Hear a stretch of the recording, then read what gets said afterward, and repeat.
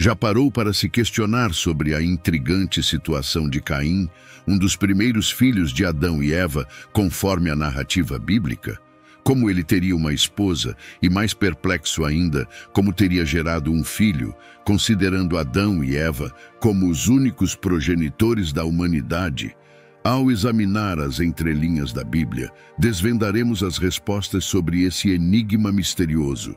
Então, desde já, convido-o a se inscrever no canal, deixar seu like e embarcar conosco nessa intrigante descoberta. Caim, uma figura central nas narrativas bíblicas, é apresentado como o primogênito de Adão e Eva, marcando os primórdios da humanidade. Seu relacionamento com Abel, seu irmão mais novo, torna-se crucial no episódio do sacrifício a Deus. Em um ato de devoção, ambos oferecem seus produtos a Deus, mas a aceitação divina recai exclusivamente sobre as ofertas de Abel, deixando as de Caim rejeitadas. A razão para a recusa divina permanece enigmática, gerando interpretações diversas ao longo dos séculos. Alguns especulam sobre a natureza das ofertas, enquanto outros sugerem uma possível atitude negativa no coração de Caim como fator determinante. A rejeição incita uma crescente amargura em Caim, culminando na primeira tragédia humana registrada na Bíblia. Movido por ciúmes e ira, Caim comete o terrível ato de fratricídio, tirando a vida de Abel. Este evento, além de ser a primeira manifestação da fragilidade humana e da gravidade do pecado, repercute através das páginas da história, deixando uma marca indelével na narrativa bíblica como um alerta sobre as consequências das escolhas humanas. Deus responde a Caim com um severo castigo. A ira divina se manifesta ao amaldiçoar Caim e marcá-lo, tornando-o um sinal visível de sua transgressão. Essa marca, embora não seja claramente descrita na Bíblia, simboliza a separação e a carga do pecado que Caim carregaria consigo. O castigo de Deus não se limita apenas à maldição física. Ele se estende às consequências psicológicas e emocionais. Caim é condenado a vagar como um andarilho na solidão, afastando-se da presença divina. Esse exílio o deixa à mercê da própria consciência, carregando o peso de sua escolha nefasta. A solidão de Caim, agora distante de Deus e da convivência humana, reflete a profundidade da separação causada pelo pecado. O andarilho solitário torna-se um símbolo da alienação espiritual e emocional, uma consequência direta de suas ações. A Bíblia narra a preocupação de Caim com o peso de sua maldição, temendo ser morto por outros ao encontrá-lo. Em resposta a essa apreensão, Deus coloca uma marca sobre Caim, garantindo sua proteção contra qualquer vingança mortal. Este ato divino não apenas preserva a vida de Caim, mas também simboliza a misericórdia divina em meio às consequências de suas ações. Aqui pode surgir o primeiro questionamento dos mais céticos. Quem seriam esses outros que Caim tanto temiam? Caim e Abel não seriam os únicos filhos de Adão e Eva? Calma, meu jovem gafanhoto. Mais à frente você encontrará as respostas para essas perguntas. Então vamos prosseguir. No capítulo 4, versículos 16 e 17, descobrimos que Caim, mesmo vagando como um andarilho, encontra uma mulher e estabelece uma relação conjugal. Dessa união nasce um filho chamado Enoque, marcando o início de uma nova geração descendente de Caim. Surpreendentemente, Caim não apenas sobrevive ao castigo divino, mas também se estabelece de maneira notável. Ele decide construir uma cidade e a nomeia em homenagem ao seu filho, Enoque. A cidade torna-se um testemunho de superação e a capacidade humana de forjar um caminho adiante, mesmo diante das marcas do passado. Essa escolha reflete a determinação de Caim em criar um legado e uma comunidade, desafiando as adversidades de sua condição errante. No entanto, é neste ponto que as indagações começam a se multiplicar. O texto bíblico omite detalhes explícitos sobre como e com quem Caim estabeleceu sua relação conjugal. No versículo 17, encontramos apenas a vaga informação de que Caim conheceu a sua mulher.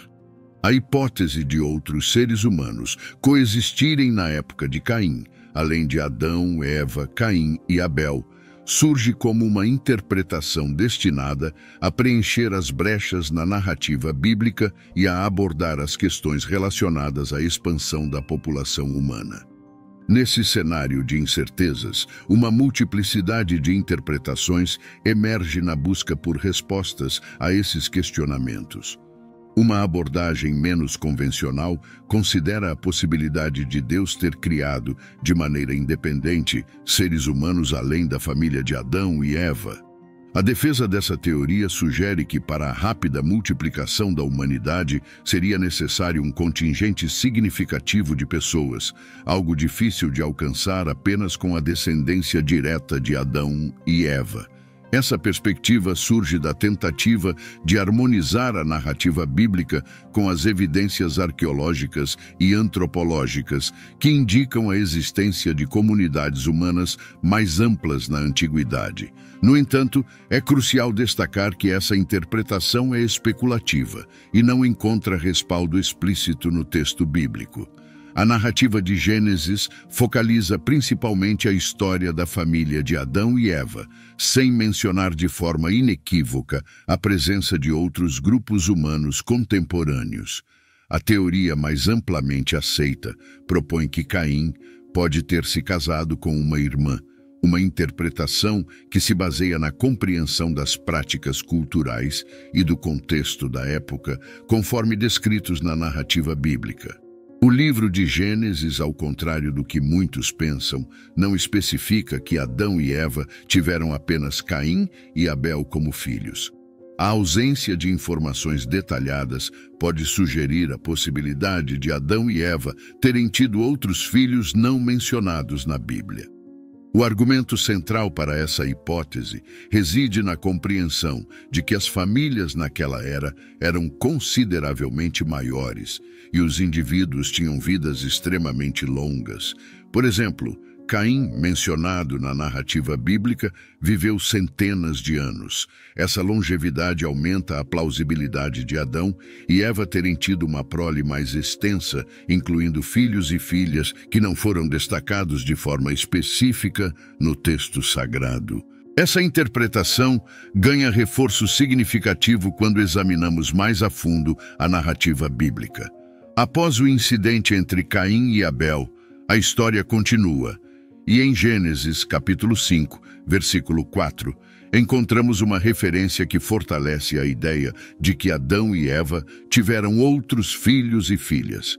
O texto menciona que Adão viveu 800 anos depois do nascimento de Sete e teve outros filhos e filhas.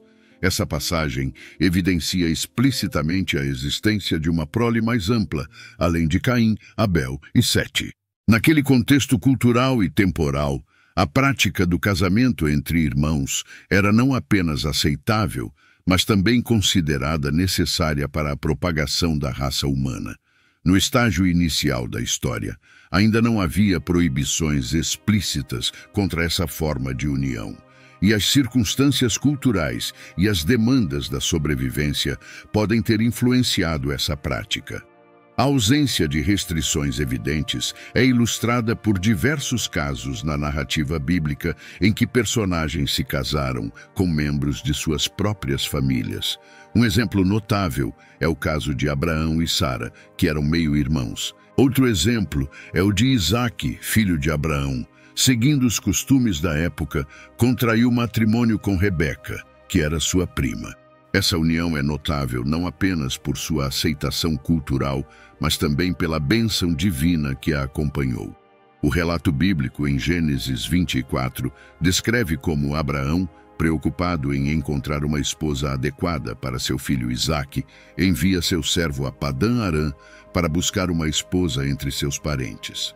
O servo encontra Rebeca, parente de Isaque, junto ao poço, e ela acaba se tornando a escolhida para ser a esposa de Isaque.